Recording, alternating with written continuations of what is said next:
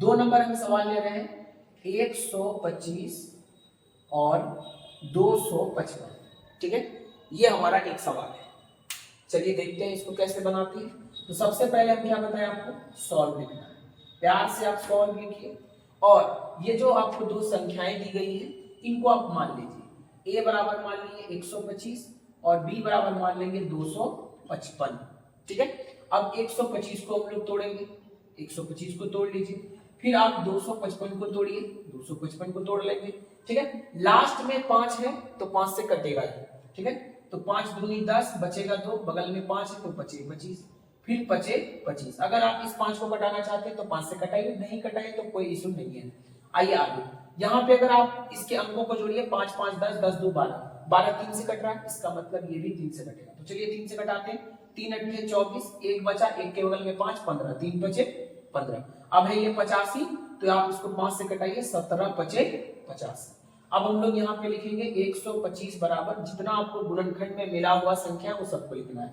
5 गुना 5 गुना 5 और 255 बराबर आपको मिला है 3 गुना 5 गुना 17, ठीक है। तो सबसे पहला काम हम लोग क्या निकालेंगे, एचसीएफ।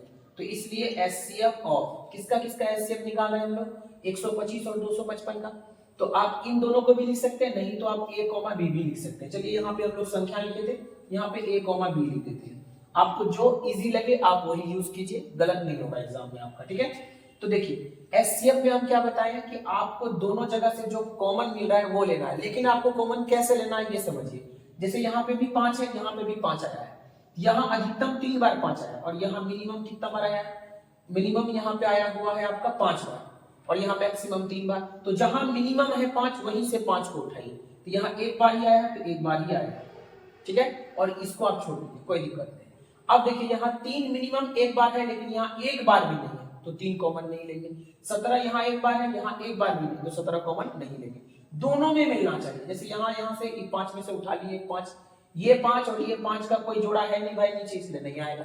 तो इसका एचसीएफ हो गया 5। अब आते हैं एलसीएम में, तो लिखेंगे इसलिए LCM of a comma b बराबर, ठीक है। तो हम आपको अभी थोड़ी देर पहले बताएं कि एलसीएम में क्या काम करना है, जहां आपका मैक्सिमम बार रिपीट हुआ है संख्या वहीं से आप उसको उठाइए। तो यहाँ पे भी 5 है, यहाँ भी 5 है, यहाँ 3 बार आया है, यहाँ 1 बार आया है, तो आप यहाँ जहां अधिकतम बार आया है वहां से 5 को उठाइए, 5 गुना 5 गुना 5, ठीक है।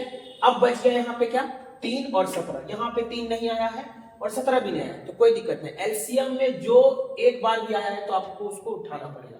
तो 3 बचा हुआ है तो बचा लिख देंगे गुना में 3 और 17। चलिए इसको गुना कर देते हैं हम लोग। तो 25 25 पंचे 125, 25 125 को फिर हमको गुना करना होगा 17 या 51 से। चलिए 125 गुना 17 यही कर लेते हैं।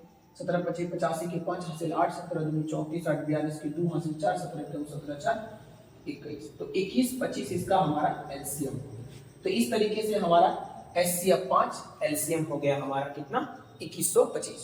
तो आई होप आपको गुणनखंड विधि से एचसीएफ और एलसीएम निकालने के लिए आ गया होगा। आप सब घर पे ज्यादा से ज्यादा प्रैक्टिस कीजिए और मैं आगे के वीडियो में भी आपको गुणनखंड विधि से और भी क्लास 10 के जो चैप्टर 1 और 1.2 में या 1.3 में भी कुछ ऐसे सवाल हैं जहां से मैं क्वेश्चन आपको करवाने वाला हूं, ठीक है। तो मिलते हैं नेक्स्ट वीडियो में, तब तक के लिए धन्यवाद।